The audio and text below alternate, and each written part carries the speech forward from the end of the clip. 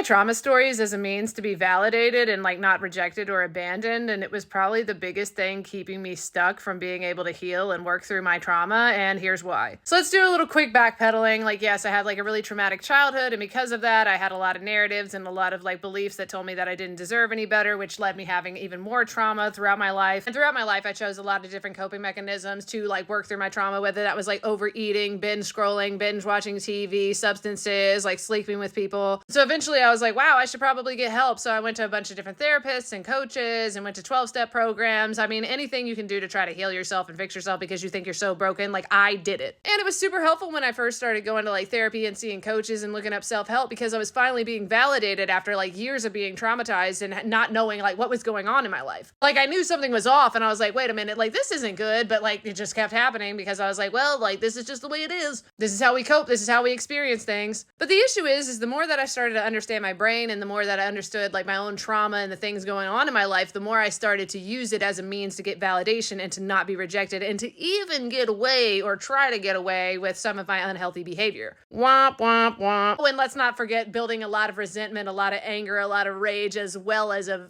very big superiority complex because I was going to therapy. I was much more healthy than other people. I don't know about that, babe. Not only that, but the more that I was doing things like talk therapy and the more that I found out about my brain and the bad things about me, the more that I kind of had that feeling of being broken and feeling like I was constantly going to have to fix myself and like find new things. And I was just a puzzle to solve. And that maybe something was wrong with me because I kept going to therapy and I kept doing all these things. And like, I guess I'm just going to have to live as this traumatized little being the rest of my life. And I'm going to have to tell everybody that. And that's just the way that things are going to be. It's almost like I started using my trauma stories as like Pokemon cards. So it's like you go to the bar or an event and somebody's like, yeah, like my parents were horrible to me. They used to yell. And it's like, yeah, well, my parents kicked me out at 18 and I was homeless. Like, boom, like slamming the card on the table. Beat that, buddy. And then like other people look at you, they're like, oh my gosh, that's so terrible. And then maybe you get some people's sympathy or some people's validation or like some type of like community because you all are just commiserating. And to some degree that can be really helpful because it might get you around other people who have experienced things like that. And then you all can heal together. And sometimes that does happen that way. But it can also just get you around other people who just want to commiserate. And then you all just think that that's the way it has to be. And then you're just stuck being this person who's constantly retelling their stories of trauma. What I didn't recognize is that it didn't have to be all or nothing and that I could validate my trauma, even tell people about my trauma, and even learn my own needs and how I would like other people and myself to accommodate my needs as somebody who might have a little bit of triggers and trauma and experiences that I wasn't super thrilled about, while also not using it as a means to call myself broken or constantly have to fix myself or use it as an excuse for my poor behavior or habits. While also recognizing that I don't have to intellectualize all my trauma and constantly talk about it. Part of it is also healing it through your body and doing things like body somatics, learning to regulate your nervous system. That way you can actually start like working through those narratives and those beliefs and those different experiences that you had while also making yourself feel safe, while like reparenting yourself and learning to nurture yourself and learning what your needs are, like we were talking about.